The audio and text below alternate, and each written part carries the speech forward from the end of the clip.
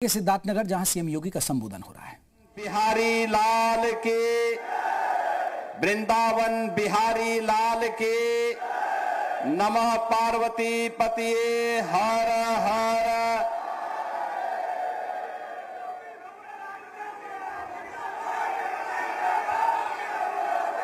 जनपद सिद्धार्थनगर के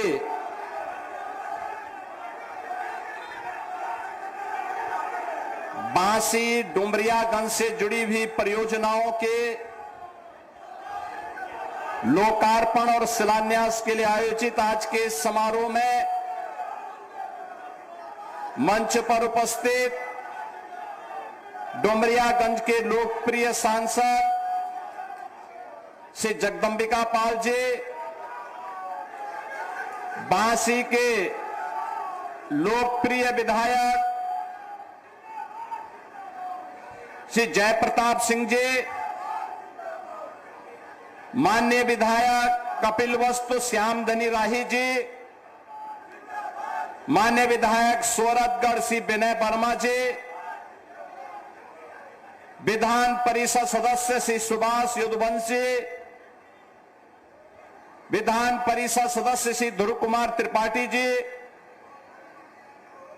जिला पंचायत अध्यक्ष श्रीमती शीतल सिंह जी,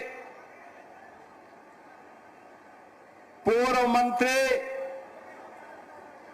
श्री सतीश द्विवेदी जी, पूर्व विधायक श्री राघवेंद्र प्रताप सिंह जी,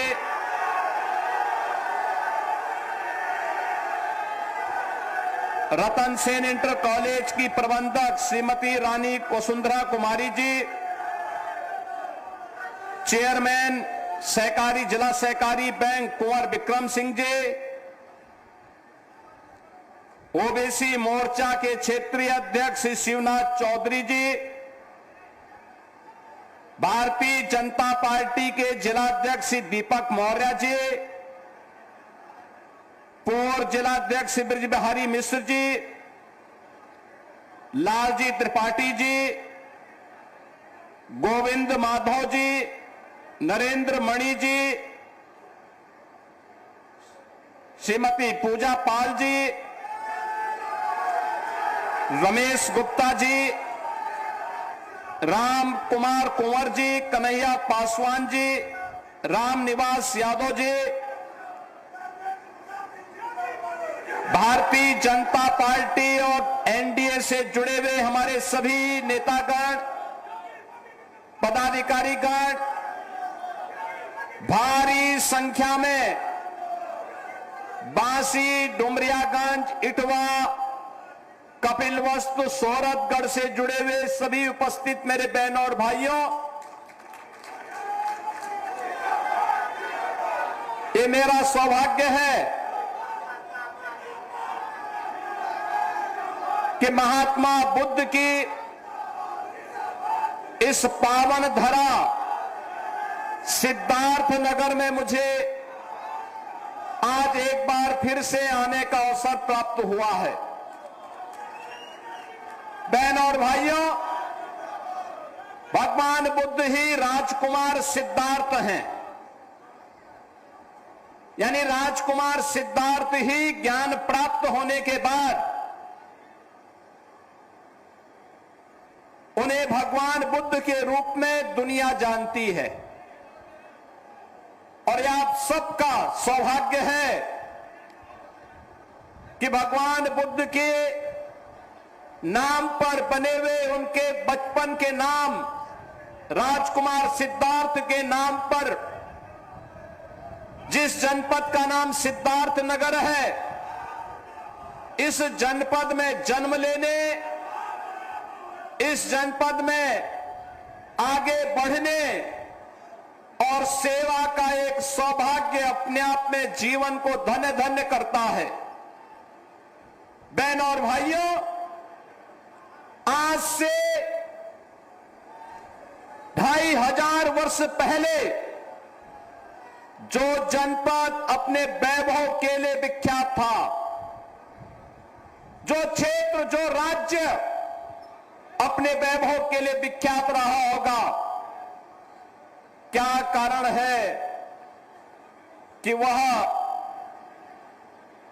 आजादी के बाद 75 वर्ष तक विकास के लिए तरसता रहा, आकांक्षात्मक जनपद बनकर के रह गया। आकांक्षात्मक जनपद का मतलब शिक्षा के क्षेत्र में, स्वास्थ्य के क्षेत्र में, रोजगार के क्षेत्र में, कृषि विकास के क्षेत्र में, पर्यावरण के क्षेत्र में, रोजगार सृजन के लिए, स्वावलंबन के लिए वह जनपद पिछड़ गया। पिछड़ने का कारण क्या था? लेकिन सिद्धार्थनगर जनपद जो आकांक्षी था, पिछले 8-9 वर्षों के अंदर जो प्रयास हुआ है प्रधानमंत्री मोदी जी के मार्गदर्शन और नेतृत्व में, देश के अंदर 112 जनपद आकांक्षी जनपद हैं और अग्रणी छलांग लगाने वाला कोई जनपद है और नीति आयोग से 25 करोड़ की पुरस्कार प्राप्त करने वाला कोई जनपद है तो सिद्धार्थनगर जनपद है। अब ये आकांक्षात्मक नहीं, विकास के पायदान पर तेजी के साथ अग्रणी भूमिका के लिए जाने जाना वाला जनपद है। बहनों और भाइयों, विकास के लिए प्रयास करना पड़ता है, पुरुषार्थ करना पड़ता है। ये मेरा सौभाग्य है कि मुझे ऐसे दिन पर बांसी में आने का अवसर प्राप्त हुआ है। बांसी रतन सेन इंटर कॉलेज एक समृद्ध परंपरा रही है यहां की, और उस परंपरा के साथ इस इंटर कॉलेज में मुझे आज आपके बीच में आने का अवसर प्राप्त हुआ है। बहनों और भाइयों, एक बड़ी परंपरा और उस परंपरा का निर्वहन करने के लिए आज प्रातः काल में काकोरी ट्रेन एक्शन से जुड़े हुए कार्यक्रम में था। प्रधानमंत्री मोदी जी के आह्वान पर हर नागरिक के मन में स्वयं के स्वार्थ से ऊपर उड़कर के परमार्थ के लिए, देश और दुनिया के लिए कुछ किया जा सके, देश के बारे में सोचा जा सके, इसके लिए एक भावना पैदा हो, इस प्रकार का भाव पैदा हो, इसके लिए भारतीय जनता पार्टी ने तिरंगा यात्रा का आयोजन किया। और आज लखनऊ में 30,000 युवा उस तिरंगा यात्रा का हिस्सा बना था। 30,000 युवा। एक ही स्लोगन था, भारत माता की जय और वंदे मातरम। बहनों और भाइयों, आज काकोरी ट्रेन एक्शन की घटना का भी दिन है। आज ही के दिन 9 अगस्त 1925 को 9 अगस्त 1925 लखनऊ के काकोरी में अंग्रेज जो खजाना भारत का लूट करके इंग्लैंड ले जाना चाहते थे, उस खजाने को भारत की स्वाधीनता के यज्ञ में लगाना है। इसके लिए पंडित राम प्रसाद बिस्मिल के नेतृत्व में ठाकुर रोशन सिंह, अस्माउल्लाह खां, चंद्रशेखर आजाद, राजेंद्र नाथ लाड़ी, सचिंद्र नाथ सान्याल, सचिंद्र नाथ बख्शी जैसे क्रांतिकारियों ने उस समय उस खजाने को अपने हाथ में लेकर के क्रांतिकारियों को भारत की आजादी के लिए उसे अर्पित किया था। बहनों और भाइयों, जो महान क्रांतिकारी अपना जीवन दांव पे लगा करके भारत को आजाद कराने के लिए कार्य कर रहे थे, कांग्रेस के लोगों ने, अंग्रेजों ने तो उसे डकैती कहा, आजादी के बाद कांग्रेस ने भी उसे डकैती कहा। हम आभारी हैं प्रधानमंत्री मोदी जी के, जिन्होंने काकोरी डकैती की घटना का नाम बदल करके काकोरी ट्रेन एक्शन के रूप में लेकर के क्रांतिकारियों को सम्मान देने का काम किया है। भारत माता के उन महान सपूतों को याद करिए। आजादी के बाद जिन लोगों के हाथों में सत्ता आई, वे सत्ता के मद में इतने मशगूल हो गए, हर संस्था का नाम अपने खानदान के नाम कर रहे थे। उन्हें क्रांतिकारियों के स्मारक नहीं दिखाई दिए, उन्हें क्रांतिकारियों का स्मरण नहीं आया, बुला दिया गया। राम प्रसाद बिस्मिल को बुला दिया गया, ठाकुर रोशन सिंह को बुला दिया गया, अस्माउल्लाह खां को बुला दिया गया, चंद्रशेखर आजाद को बुला दिया गया, सुखदेव राजगुरु को भुला दिया गया, वीर सावरकर को भुला दिया गया, और महाराज सुहेलदेव को वे लोग भूल गए, निषाद राज गुहा को भूल गए, वीरांगना उदा देवी पासी को भूल गए, वीरांगना अवंतीबाई लोधी को ये लोग भूल गए, वीरांगना झलकारी बाई कोरी को ये लोग भूल गए। सत्ता का मत कितना खतरनाक होता है, अगर ये देखना है तो कांग्रेस के पतन के साथ आप जोड़ करके देख सकते हैं कि इन्होंने क्रांतिकारियों को भुलाया है, तो आज देश का युवा कांग्रेस को पूरी तरह दफन करके रख दिया है। बहनों और भाइयों, कांग्रेस पूरी नेगेटिव ट्रैक के साथ चल रही है। भारत गुलाम क्यों हुआ? भारत की गुलामी के दो कारण थे। एक कारण था अंतर्विरोध, आपस में एक दूसरे को नीचा दिखाने की प्रवृत्ति, जाति के नाम पर, क्षेत्र के नाम पर, भाषा के नाम पर समाज को बांटने की कुप्रवृत्ति, और दूसरा अपने ही संस्थाओं के प्रति षड्यंत्र करने की भाव। हर व्यक्ति इस बात को मानता था, जिन लोगों का दायित्व था देश को दिशा देने की, समाज को आगे बढ़ाने की, वही लोग उस समय समाज को दिग्भ्रमित कर रहे थे। देश गुलाम हुआ। सैकड़ों वर्षों की इस गुलामी के खिलाफ 1857 के प्रथम स्वातंत्र समर से चली एक लड़ाई, कभी मंगल पांडे ने जो चिंगारी जलाई थी,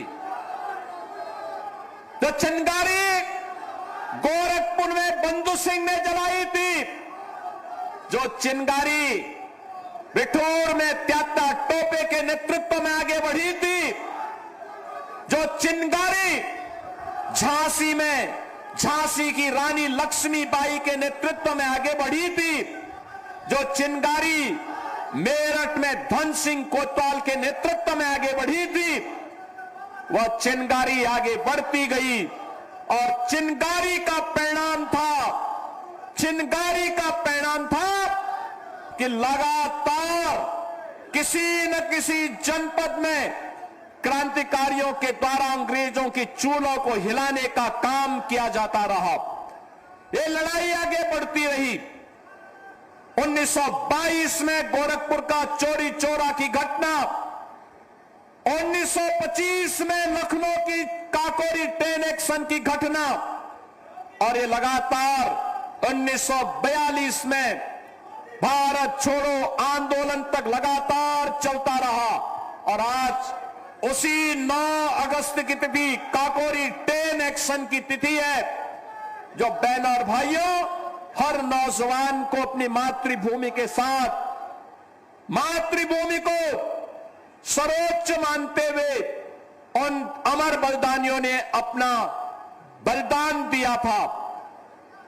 मातृभूमि को सर्वोच्च मानते हुए ही पंडित राम प्रसाद बिस्मिल फांसी के फंदे पर झूले थे। याद करना, ठाकुर रोशन सिंह, अस्माउल्लाह खां, चंद्रशेखर आजाद, राजगुरु भगत सिंह, वीर सावरकर जैसे क्रांतिकारी सब कुछ भारत माता के चरणों में समर्पित करते हुए अपने आप को आजादी की इस लड़ाई में समर्पित किए थे। और आज जो पाप उस कालखंड में बांटने का काम उस कालखंड में उन लोगों ने किया था, जिसके कारण देश गुलाम हुआ था, वही पाप आज कांग्रेस और समाजवादी पार्टी के नेता समाज को जाति के नाम पर बांटने का पाप फिर से कर रहे हैं। बहनों और भाइयों, इनके बांटने का परिणाम क्या है? कोई पूछे तो इन लोगों से, किसी ने पूछने का प्रयास किया कभी कि देश के अंदर और प्रदेश के अंदर सर्वाधिक समय तक कांग्रेस ने शासन किया, सर्वाधिक समय तक शासन किया, लेकिन इन्होंने अपने समय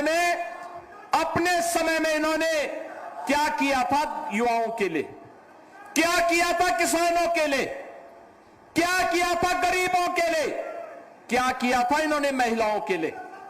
बहनों और भाइयों, आज आप देखते होंगे प्रधानमंत्री मोदी जी के नेतृत्व में पिछले 12 वर्ष में बदलते हुए भारत को हम देख रहे हैं।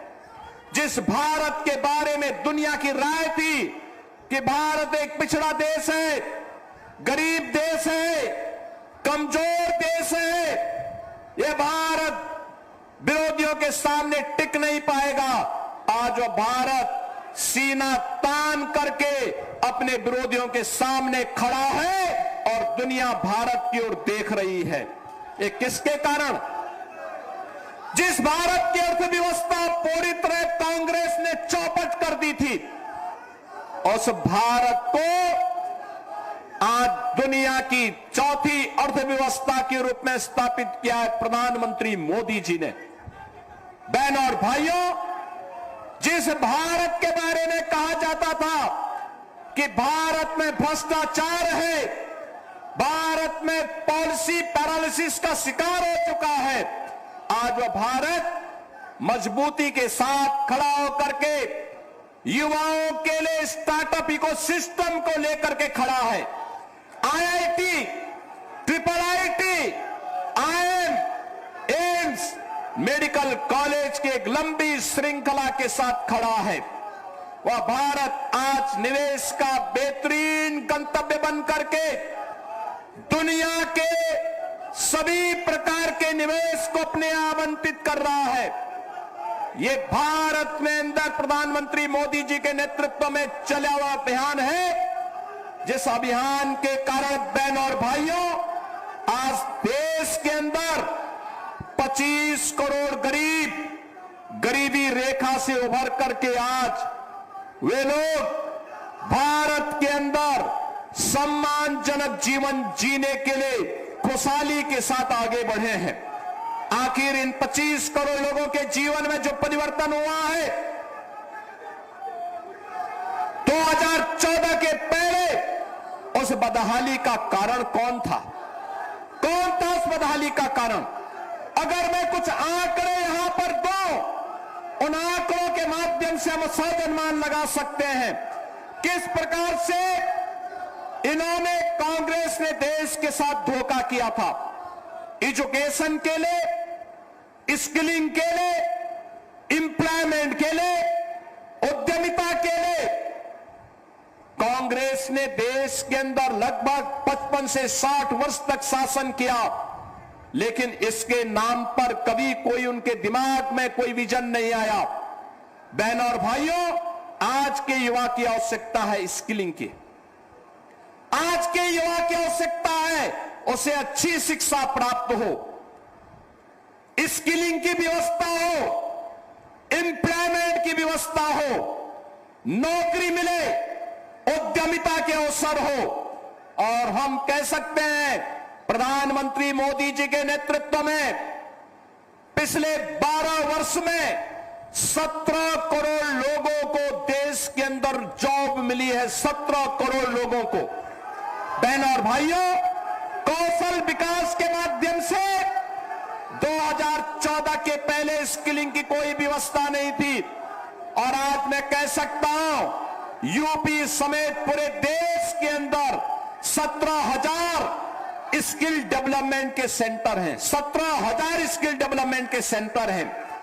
15,000 से अधिक ITI है और IIT की संख्या अब 16 से बढ़कर के 23 हुई है और IIM की संख्या 13 से बढ़कर के 22 हुई है। स्वास्थ्य के क्षेत्र में 2014 में 431 मेडिकल कॉलेज पूरे देश के अंदर थे और 2025 में ये 431 मेडिकल कॉलेज बढ़कर के आज 818 मेडिकल कॉलेज हुए हैं।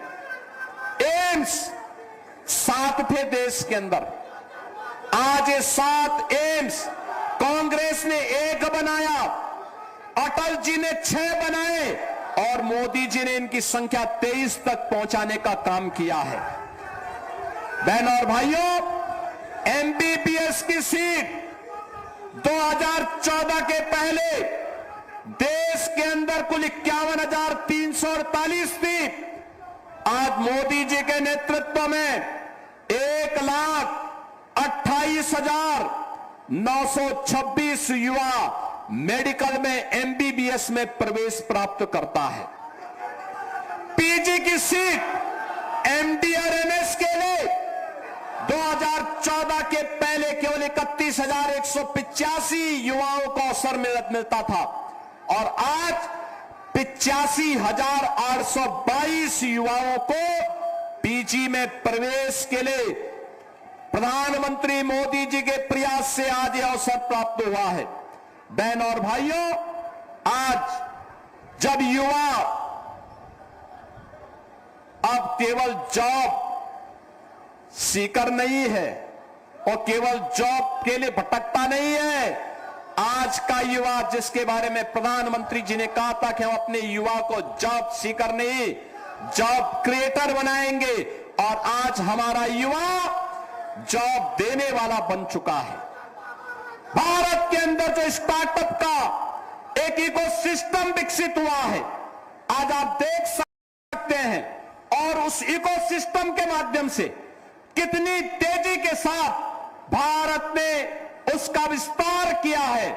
यह अत्यंत हम सब लोगों को देख करके, युवाओं की प्रतिभा को देख करके हम लोगों को लगता है कि चाहे वो PM स्टार्टअप की स्कीम हो, PM स्टैंडअप की स्कीम हो, डिजिटल इंडिया की स्कीम हो, युवाओं के लिए PM इंटर्नशिप की स्कीम हो या फिर मिशन रोजगार के अंदर इन युवाओं के लिए नौकरी देने के बाद आज बिना भेदभाव के युवाओं को नौकरी उपलब्ध करवाई जा रही है।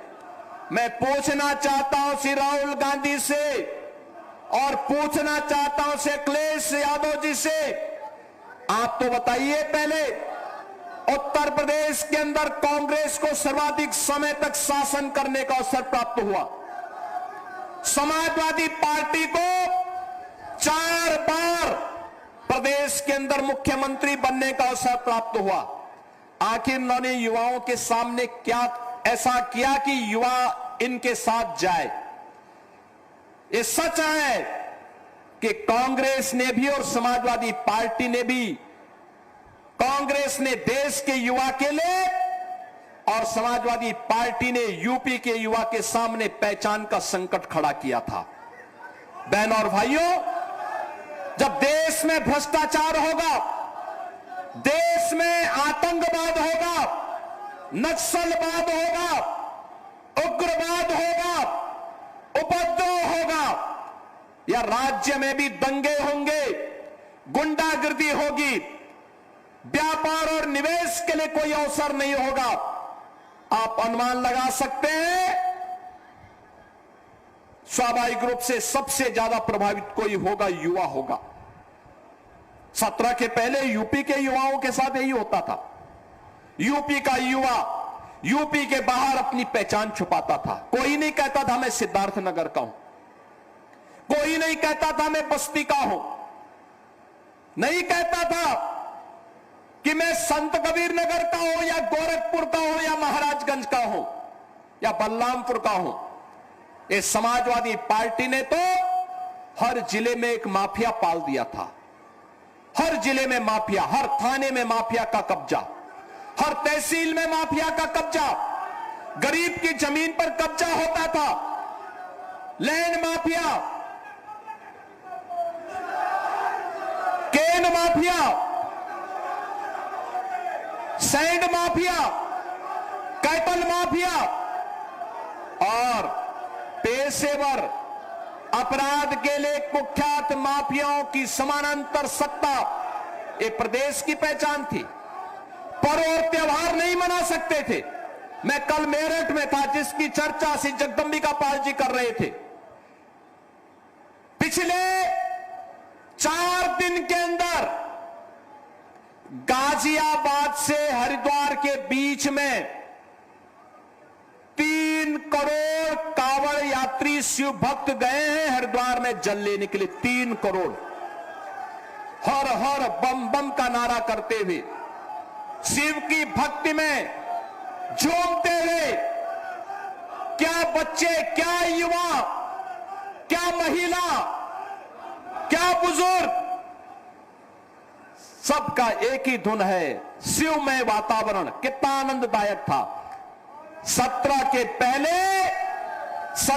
पहले समाजवादी पार्टी इस कांवड़ यात्रा को निकलने नहीं देती थी। हम लोग आए, हमने कहा भी कांवड़ यात्रा को कौन रोक सकता है। कांवड़ यात्रा निकलेगी, अनुशासन के साथ निकलेगी, गौरव के साथ निकलेगी। जब भी हम किसी युवा के सामने से कोई आदर्श दूर कर देते हैं तो उस युवा को गौरव की अनुभूति से दूर करने का पाप करते हैं। शिव की भक्ति हम सबके लिए एक प्रेरणा है। वहां जाति पाति का बंधन दूर हो जाता है। हर व्यक्ति एक दूसरे को भोले का संबोधित करते हुए चलता है। और क्या लोगों में उत्साह है। 180 किलोमीटर की दूरी तय करते हैं, कोई थकान नहीं, कोई सिकन नहीं। शिव की भक्ति है और महादेव के प्रति समर्पण का वह भाव है। बहन और भाइयों, 2017 के पहले समाजवादी पार्टी इसको बैन कर देती थी। हमने कहा नहीं, बैन नहीं होगा, हम सुरक्षा देंगे और पुष्प वर्षा करने के लिए मैं स्वयं वहां जाऊंगा। आप याद करिए, डुमरियागंज हो, बांसी हो, इटवा हो, कपिलवस्तु हो, सोरठगढ़ हो, इन सभी क्षेत्रों में हमें जाना पड़ता था। हमेशा यहां दुर्गा पूजा के समय, रामलीला के लिए या किसी अन्य अवसर पर दंगे फसाद होते थे। पिछले 9 वर्ष में कोई दंगा नहीं हुआ, कोई कर्फ्यू नहीं। आज यूपी में कर्फ्यू नहीं, दंगा नहीं। अब यूपी में सब चंगा है। हर व्यक्ति अपने काम धंधे में लगा है, अपना व्यवसाय कर रहा है। बेटी की सुरक्षा में कोई सेंध नहीं लगा सकता। व्यापारी की संपत्ति पर कोई जबरदस्ती कब्जा नहीं कर सकता है। बहनों और भाइयों, 2017 के पहले ये सब नहीं था। 2014 के पहले देश के अंदर कांग्रेस ने इतना ही नकारात्मक वातावरण बनाया हुआ था। देश के बाहर युवा नहीं जा सकता था, पहचान का संकट था। एक भ्रष्ट देश के रूप में, कमजोर देश के रूप में कांग्रेस ने भारत की पहचान पे धब्बा लगाया था। बहनों और भाइयों, आज मैं आप सबसे कहना चाहता हूं, समाजवादी पार्टी 1 डिस्ट्रिक्ट 1 माफिया पालती थी और हमने 1 डिस्ट्रिक्ट 1 मेडिकल कॉलेज दिया है। कोई सोचता था माधव बाबू के नाम पे मेडिकल कॉलेज बनेगा।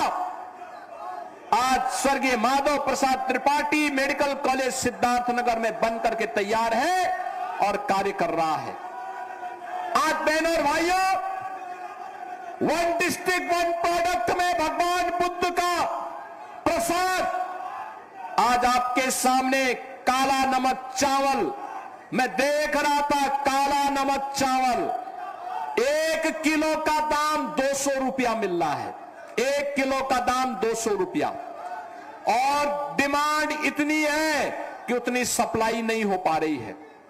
हमने यहां पे इसके लिए कॉमन फैसिलिटेशन सेंटर स्वीकृत किया है। फिर से कपिल वस्तु में भगवान बुद्ध के थीम पार्क के साथ ही विपश्यना का केंद्र बने, इसके लिए भी धनराशि स्वीकृत की है। बहनों और भाइयों,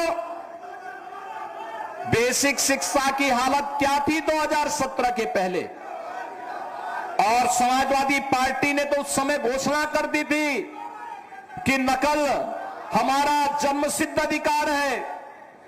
यानी नकल के माध्यम से प्रदेश के युवाओं के सामने इन्होंने संकट खड़ा किया था। उन्हें स्वावलंबन के पथ पर आगे बढ़ने के लिए उन्होंने सारे अवसर समाप्त कर दिए थे, और नौकरी आती थी तो समाजवादी पार्टी का सेफाई सिंडिकेट वसूली के लिए निकल पड़ता था। बहनों और भाइयों, चाचा भतीजे की लूट, युवा या तो पलायन करने के लिए मजबूर होता था या युवा आत्महत्या करने के लिए मजबूर होता था। आज मैं कह सकता हूं 9 वर्ष में हमारी सरकार ने 9 लाख से अधिक नौजवानों को सरकारी नौकरी दी है। 9 लाख सरकारी नौकरी, और ये सरकारी नौकरी आपके सिद्धार्थनगर के नौजवानों को ही प्राप्त हुई है। आज जब मैं नियुक्ति पत्र वितरित करता हूं तो बहनों और भाइयों, नियुक्ति पत्र में सिद्धार्थनगर का नौजवान भी होता है, और मैं पूछता हूं कहां से हो, तो नौजवान बोलता है कि बाबा बांसी से हैं। उनमें से बहुत सारे नौजवान ऐसे होते हैं जिनके पिता, जिनके भाई सिद्धार्थनगर के अंदर आंदोलनों में हमारे साथ खड़े होते थे, देखते थे, मैं देखता था, मुझे अच्छा लगता है कि आज उसके परिवार का वारिस अपने परिश्रम से नौकरी प्राप्त कर रहा है। बहनों और भाइयों, आज यहां पे विकास की एक नई लहर चली है। गोरखपुर से सिद्धार्थनगर जनपद होते हुए शामली तक इकोनॉमिक कॉरिडोर बन रहा है। 6 लेन का बनेगा ये, और 6 लेन का इकोनॉमिक कॉरिडोर 8 लेन तक बढ़ेगा। वहां से शामली से फिर आगे अंबाला होते हुए आगे तक जाएगा, और गोरखपुर से सिलीगुड़ी तक जाएगा। आपका जनपद भी उसके साथ जुड़ा है, और इसके साथ ही north west, north south corridor में भी हम सिद्धार्थनगर से बांसी होते हुए, बस्ती होते हुए, अंबेडकर नगर होते हुए, प्रयागराज होते हुए चित्रकूट तक, इसको भी हमने, इस मार्ग को भी लिया है। बहनों और भाइयों, आज विकास की कमी नहीं, विकास के लिए आपके द्वारा चुने गए जो जनप्रतिनिधि हैं, आपके राजा जयप्रताप सिंह जी बांसी से, कपिल वस्तु से श्याम धनी राय जी, सोरठगढ़ से श्री विनय वर्मा जी, और सांसद के रूप में पाल साहब का तो कहना ही क्या है। दिन रात मेहनत करते हैं, योजनाओं के लिए प्रयास करते हैं, एक एक स्कीम को लेके आते हैं, कहीं पॉलिटेक्निक, कहीं ITI, कहीं पर विकास की योजना के लिए हॉस्पिटल, कहीं पे CM कंपोजिट विद्यालय, और अब तो हमने कहा है यूपी के अंदर बहुत शीघ्र हम युवा नीति लेकर के आ रहे हैं। हर जिले के अंदर, हर महाविद्यालय के अंदर, हर विश्वविद्यालय के अंदर युवा के लिए मुख्यमंत्री अभ्युदय कोचिंग की व्यवस्था। आपको यूनियन पब्लिक सर्विस कमीशन की परीक्षा की तैयारी करनी हो, Uttar Pradesh public service commission की तैयारी करनी हो, नीट की तैयारी करनी हो, IIT JEE की तैयारी करनी हो, या किसी अन्य परीक्षा की, प्रतियोगी परीक्षा की तैयारी करनी हो, आपको आपके महाविद्यालय विश्वविद्यालय में हम वर्चुअल भी और फिजिकल भी वहां क्लास की व्यवस्था रहेगी। और पढ़ाने वाले कौन होंगे? पढ़ाने वाला होगा वहां का डीएम भी 1 घंटा देगा, एसपी 1 घंटा देगा, क्योंकि उन्होंने यूपीएससी क्लियर किया है। एसडीएम जो यूनियन स्टेट की यूपी पब्लिक सर्विस कमीशन से जिन्होंने पास किया है, वे भी बना वहां आकर के एक क्लास लेंगे। डॉक्टर जो नीट क्वालिफाई करने के बाद डॉक्टर बना है, वह एक क्लास लेगा। इंजीनियर जो आईआईटी जेई से पास होकर के आज इरिगेशन में, पीडब्ल्यूडी में, विभिन्न विभागों में कार्य कर रहा है, वह भी वहां देगा। बैंक के पीओ वह भी आकर के वहां पर नौजवानों को आगे बढ़ने के लिए प्लेटफॉर्म देंगे। और अब तो आईटीआई, कोई सोचता था आईटीआई में आर्टिफिशियल इंटेलिजेंस के बारे में बताया जाएगा, ड्रोन टेक्नोलॉजी के बारे में बताया जाएगा, रोबोटिक के बारे में बताया जाएगा, 3D प्रिंटिंग के बारे में बताया जाएगा। लेकिन आपके जनपद में भी हुआ है। 2 आईटीआई को हमने इसके साथ जोड़ा है और अभी पॉलिटेक्निक को भी जोड़ने की तैयारी चल रही है। बहन और भाइयों, हमने तय किया है गरीब के बच्चे के लिए, हमने तय किया है हमारा जो युवा स्किल डेवलपमेंट के सेंटर के माध्यम से निकलेगा, हम उसको स्किल डेवलपमेंट के लिए ईआई के माध्यम से ड्रोन टेक्नोलॉजी, रोबोटिक या फिर जितनी भी हमारी मॉडर्न टेक्नोलॉजी है, इसमें तो से पारंगत बनाएंगे ही बनाएंगे। स्नातक के नौजवान, जितने भी नौजवान हैं, इन नौजवानों को हम टैबलेट दे रहे हैं। केंद्र और राज्य सरकार की कितनी योजनाएं हैं, उन स्कीम के माध्यम से वो जान पाएगा। मेधावी बेटियों के लिए हम बहुत शीघ्र स्कूटी लेकर के आ रहे हैं। स्नातक में पढ़ने वाली बेटियां, आप गरीब की बेटी भी अपनी स्कूटी से विद्यालय जा पाएगा। अब बेटी की सुरक्षा में कोई सेंध नहीं लगाता है, क्योंकि सेंधमारी करने का वो समय समाप्त, जब लोगों में कहावत थी कि देख सपाई बिटिया घबराई। अब सपा का नहीं, अब ये राष्ट्रवादी डबल इंजन सरकार का समय है। बहन और भाइयों, बेटी और व्यापारी की सुरक्षा में सेंध लगाने का मतलब या तो जेल या जहन्नुम, इसके अलावा तीसरा कोई अन्य स्थान नहीं। आज गरीब को राशन मिल रहा है। प्रदेश में 16 करोड़ गरीबों को राशन, 10 करोड़ गरीबों के लिए आयुष्मान भारत की सुविधा 5 लाख रुपए की हर वर्ष उपचार की, किसी भी पैनल्ड हॉस्पिटल में जाके उपचार करा सकता है। 65 लाख गरीबों को हमने प्रदेश के अंदर आवास दिया है और 6 लाख और स्वीकृत कर दिए हैं। बहन और भाइयों, कोई सोचता था गरीब के घर में चूल्हा जलेगा रसोई गैस से? कोई सोचता था कि गरीब को फ्री में राशन मिलेगा? और इस सीजन में तो कांग्रेस और समाजवादी पार्टी के पाप के कारण सिद्धार्थनगर जनपद में, महाराजगंज में, कुशीनगर में, देवरिया में, गोरखपुर में, संत कबीर नगर में, बस्ती में, यह सीजन तो हर परिवार के लिए भय और दहशत का कारण बनता था। इंसेफ्लाइटिस से हजारों बच्चे पीड़ित होते थे, सैकड़ों बच्चों की मौत होती थी।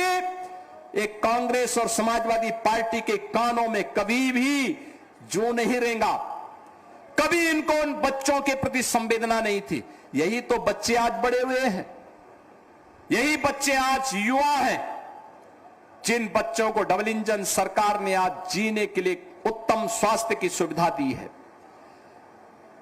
आजादी के पहले से लेकर के 2017 तक यूपी में केवल 41 मेडिकल कॉलेज बने थे। और बहनों और भाइयों, पिछले 9 वर्ष में यूपी के अंदर हमने 83 मेडिकल कॉलेज बनाए हैं। यह संख्या 83 पहुंची है। यह बताता है कि सरकार में करने की इच्छा शक्ति होती है तो सरकार कर सकती है। अब वही प्रक्रिया आगे बढ़ाने के लिए सिद्धार्थनगर जनपद, जो आज आकांक्षात्मक जनपद से उभर करके विकास के पायदान पर अग्रणी जनपद के रूप में अपने आप को स्थापित किया है, एक इंडस्ट्रियल कॉरिडोर के निर्माण के लिए भी हम लोगों ने भूमि अधिग्रहण की कार्रवाई को आगे बढ़ाया है। बहनों और भाइयों, ये विकास की प्रक्रिया निरंतर चलेगी और उस प्रक्रिया को आगे बढ़ाने के लिए आज मुझे बांसी के अंदर आने का अवसर प्राप्त हुआ है। मैं आप सभी का आह्वान करूंगा, आपने 2024 में श्री जगदंबिका पाल जी को सांसद बनाया। मैं सिद्धार्थनगर वासियों का हृदय से आभार व्यक्त करता हूं। आपने 2022 में हमें 3 विधायक दिए। विकास के कार्यों को गति हम बढ़ाते हैं, लेकिन आप जानते हैं कि समाजवादी पार्टी के एजेंडे में विकास नहीं है। विकास होता तो अभी हाल ही में विधानसभा के सत्र को ये लोग बाधित नहीं करते। आप सोचो, हमने 59,000 करोड़ का एक अनुपूरक बजट हम लेकर के आए थे। 59,000 करोड़ में युवा के लिए, महिला के लिए, गरीब के लिए, किसान के लिए हम पैसा लेकर के आए थे। आशा वर्कर के लिए, आंगनबाड़ी के लिए, गांव के चौकीदार के लिए, रसोइया के लिए और कोटेदार के लिए भी इंसेंटिव बढ़ाने के लिए हमने धनराशि की व्यवस्था की थी। समाजवादी पार्टी ने उसमें रोड़े अटकाए थे। बहनों और भाइयों, अगर डुमरियागंज और इटवा में भी कमल खिला होता तो एक गति आगे बढ़ी होती, बहुत तेजी के साथ आगे बढ़ी होती, विकास घर घर आया होता। लेकिन मैं आज सबसे कहना चाहता हूं, मेरे संज्ञान में आया है कि यहां पे बांसी से मिठुअल मार्ग क्षतिग्रस्त है।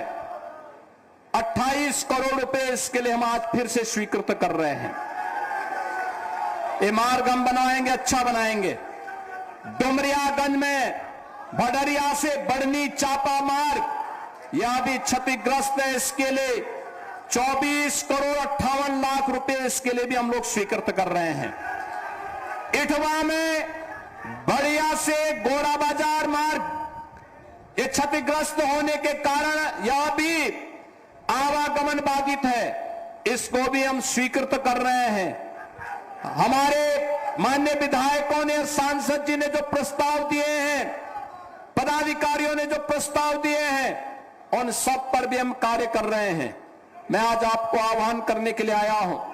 बहनों और भाइयों, एक सकारात्मक भाव के साथ, बिना भेदभाव के शासन की योजना को हर गरीब, हर गांव, हर किसान और हर नौजवान तक पहुंचाने के लिए प्रतिबद्ध ये डबल इंजन की सरकार आज जिस मजबूती के साथ कार्य कर रही है, क्रांतिकारियों के सपनों को, स्वाधीनता संग्राम सेनानियों के सपने को साकार करने के लिए आप सभी इस अभियान का हिस्सा बने।